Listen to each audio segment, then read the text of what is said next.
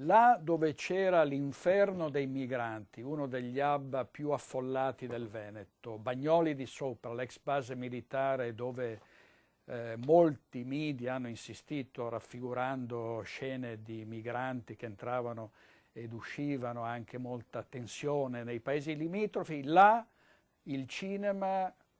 farà rinascere una zona ovviamente degradata dopo tutto quello che è accaduto. Questa ex base militare sarà il set di una fiction televisiva, produzione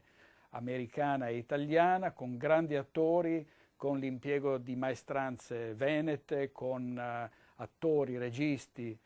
comparse, con il regista Luca Guadagnino, che è uno dei più acclamati registi italiani all'estero, ha firmato Suspiria recentemente,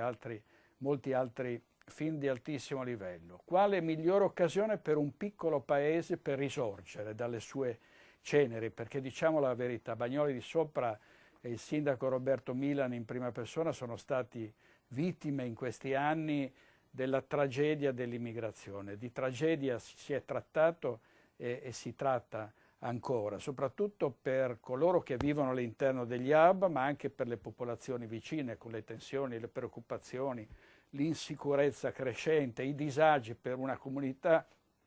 che, come è successo a Cona, come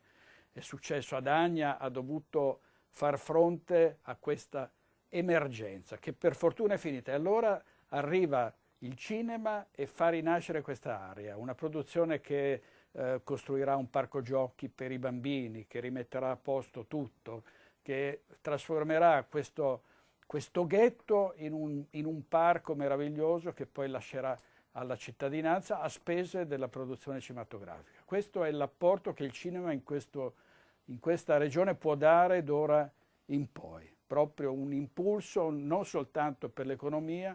ma per tutta la popolazione che potrà beneficiarne, e anche dal punto di vista dell'immagine, perché una fiction che andrà sulle grandi reti, sulle grandi piattaforme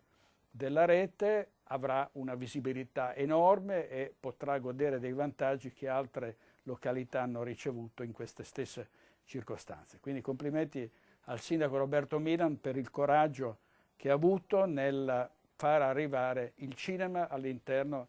di un hub. È la prima volta che succede nel nostro paese.